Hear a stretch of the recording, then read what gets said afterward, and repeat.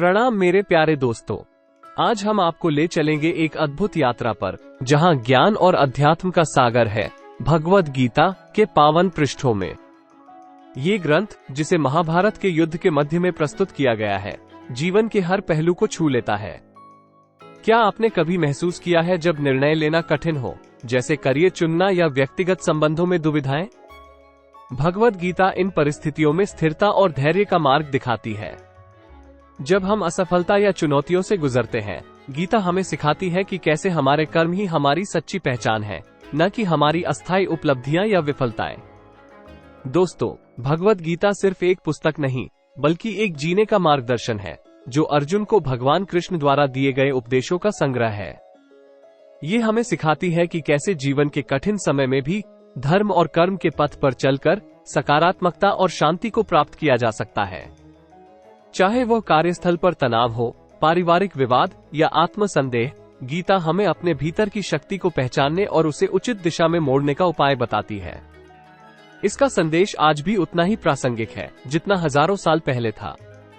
तो आइए दोस्तों, इस अद्भुत ग्रंथ के साथ अपने अंतर्मन को जागृत करते हैं और जीवन को एक नई दिशा में ले जाने का संकल्प लेते हैं। आइए हमारी इस यात्रा की शुरुआत हरे कृष्ण के मंत्र के साथ करें। कृपया अपनी उपस्थिति, आशीर्वाद और समर्थन को हरे कृष्ण लिखकर कमेंट्स में दर्ज करें। अब जब हमने अपने दिलों को इस पवित्र नाम से अलंकृत कर लिया है, तो चलिए भगवद गीता के पहले अध्याय के सार और इससे प्राप्त होने वाले ज्ञान की ओर बढ़ते हैं। भगवद गीता का पहला अध्याय हमें कुरुक्षेत्र की युद्धभूमि पर ले जाता है, जहां पांडव और कौरव सेनाएं आमने सामने खड़ी हैं। यहाँ हम अर्जुन को एक गहन मानसिक द्वंद्व में देखते हैं, जब वे अपने स्वजनों, शिक्षकों और मित्रों को दुश्मन के रूप में खड़ा पाते हैं। वे अपना गांडीव धनुष रख देते हैं और श्री कृष्ण से कहते हैं, न कांक्षे विजयं कृष्ण न च राज्यं सुखानि च किं नो राज्येन गोविन्द किं भोगैर्जीवितेन वा। अर्थात, हे कृष्ण, मैं न तो विजय चाहता हूँ, न राज्य चाहता हूँ और न सुखों को ही चाहता हूँ। हे गोविंद, हम लोगों को राज्य से क्या लाभ, भोगों से क्या लाभ, अथवा जीने से भी क्या लाभ? उनका हृदय विषाद से भर जाता है और वे युद्ध करने की इच्छा खो देते हैं, ये सोचकर कि विजय और साम्राज्य की प्राप्ति स्वजनों के वध से हो। यह उन्हें स्वीकार्य नहीं है। गीता के इस अध्याय में विषाद शब्द बड़ा महत्वपूर्ण है। इतना महत्वपूर्ण है कि इस अध्याय का नाम ही अर्जुन विषाद योग है। तो चलिए पहले हम ये समझ लेते हैं कि विषाद आखिर है क्या और गीता में इसे योग क्यों कहा गया है। विषाद का अर्थ होता है गहरा दुख या शोक। जब हम भगवद गीता के पहले अध्याय की बात करते हैं, तो यह अर्जुन के उस गहरे दुख और असमंजस की अवस्था का वर्णन करता है, जो उन्हें युद्ध के मैदान में अपने स्वजनों, गुरुओं और मित्रों को विरोधी पक्ष में देखकर महसूस होती है। लेकिन यहाँ पर विषाद को योग के रूप में क्यों देखा जाता है, ये समझना महत्वपूर्ण है। योग का अर्थ होता है जोड़ना या संयोग। इस संदर्भ में विषाद योग का अर्थ है वो संयोग या परिस्थिति जो अर्जुन को आत्मज्ञान की ओर ले जाती है। अर्जुन का विषाद एक प्रकार का योग है, क्योंकि यह उनके आत्मज्ञान की यात्रा की शुरुआत है। यह विषाद अर्जुन के लिए एक मोड़ का क्षण बन जाता है, जहां वे भौतिक संसार और अपने धर्म के बीच के संघर्ष को पहचानते हैं और इससे उबरने के लिए भगवान कृष्ण से मार्गदर्शन मांगते हैं। अर्जुन का विषाद योग हमें सिखाता है कि जीवन में गहरी चुनौतियां और संकट के क्षण हमें गहरी आत्म जागृति की ओर ले जा सकते हैं। यह विषाद उन्हें और हमें ये समझने का अवसर देता है कि जीवन की असली सार्थकता क्या है और हमारे कर्म कैसे हमारे धर्म से जुड़े हुए हैं। अक्सर हम अपने जीवन में ऐसी परिस्थितियों में आ जाते हैं जहां हमें अपने नैतिक मूल्यों और व्यक्तिगत संबंधों के बीच चयन करना पड़ता है।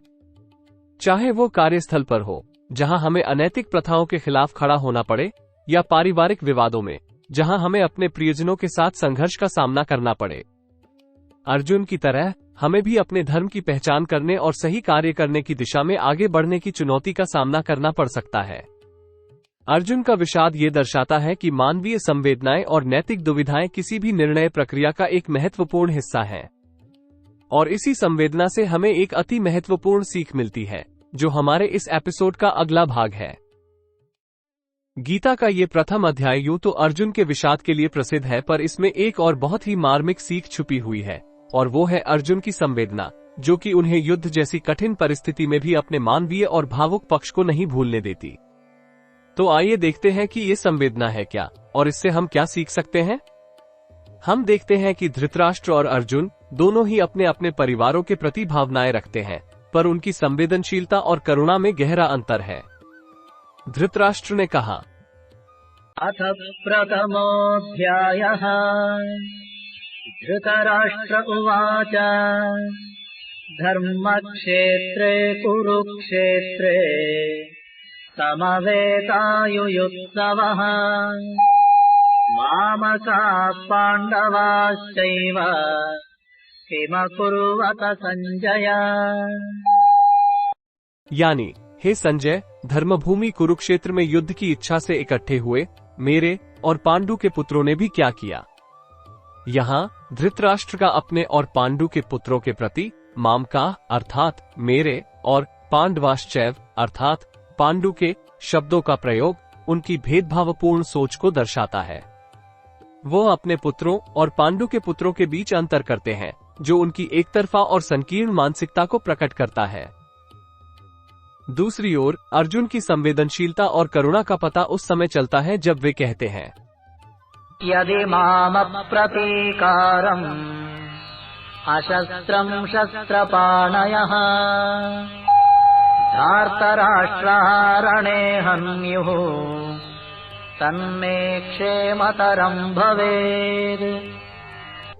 यानी अगर धृतराष्ट्र के पक्षपाती लोग शस्त्रहीन मुझे युद्धभूमि में मार भी दे तो वो मेरे लिए अधिक हितकारक होगा। यहाँ अर्जुन की यह भावना कि वे अपने स्वजनों पर शस्त्र उठाने के बजाय मृत्यु को स्वीकार कर लेंगे, उनकी गहरी संवेदनशीलता और करुणा को दर्शाती है। अर्जुन की इस संवेदनशीलता और करुणा ने ही उन्हें भगवान कृष्ण के दिव्य ज्ञान का पात्र बनाया। जहाँ एक ओर धृतराष्ट्र की अंधी भावनाएं और पक्षपात उन्हें और उनके पुत्रों को विनाश की ओर ले जाते हैं, वहीं अर्जुन की संवेदनशीलता उन्हें आत्मिक उन्नति के पथ पर ले जाती है। हमारे दैनिक जीवन में भी ये सिखाता है कि कठिन समय में भी हमें करुणा और संवेदनशीलता के साथ आगे बढ़ना चाहिए। जीवन की सबसे कठिन परिस्थितियों में भी यदि हम करुणा और संवेदनशीलता के साथ कार्य करते हैं तो हम भी दिव्य ज्ञान और कृष्ण की कृपा के योग्य बन सकते हैं। इस प्रकार धृतराष्ट्र और अर्जुन के चरित्रों के बीच का यह विपरीत आचरण हमें जीवन की महत्वपूर्ण सीख देता है। तो दोस्तों, इस एपिसोड में हमने जाना कि कैसे अर्जुन का विषाद उन्हें और हमें जीवन की गहराइयों और आध्यात्मिक जागृति की ओर ले जाता है। हमने देखा कि किस प्रकार धृतराष्ट्र और अर्जुन की संवेदनाएं और करुणा के दृष्टिकोण में भिन्नता है और कैसे ये भिन्नता उनके जीवन के परिणामों को प्रभावित करती है। अर्जुन का विषाद योग हमें सिखाता है कि संकट के समय में भी संवेदनशीलता और करुणा हमें सही मार्ग दिखा सकती है। अगले एपिसोड में हम आपको लेकर आएंगे उस महत्वपूर्ण क्षण के पास जहां भगवान श्री कृष्ण अर्जुन के विषाद को देखकर उन्हें जीवन, कर्म और धर्म के बारे में दिव्य ज्ञान प्रदान करते हैं। हम जानेंगे कि कैसे ये ज्ञान अर्जुन को उनके दुविधा से उबारता है और उन्हें युद्ध के लिए प्रेरित करता है। आपसे आग्रह है कि आपने इस एपिसोड से जो भी सीखा वो हमें कमेंट्स में बताएं। साथ ही यदि आपने कभी जीवन में दुविधा का सामना किया है तो वो अनुभव भी साझा करें और बताएं कि कैसे गीता के संदेश ने आपको जीवन की चुनौतियों का सामना करने में मदद की है। आपका धन्यवाद करते हुए और आपसे वादा करते हुए कि हम फिर से लौटेंगे नए ज्ञान और प्रेरणा के साथ, हम इस एपिसोड को समाप्त करते हैं। जय श्री कृष्ण।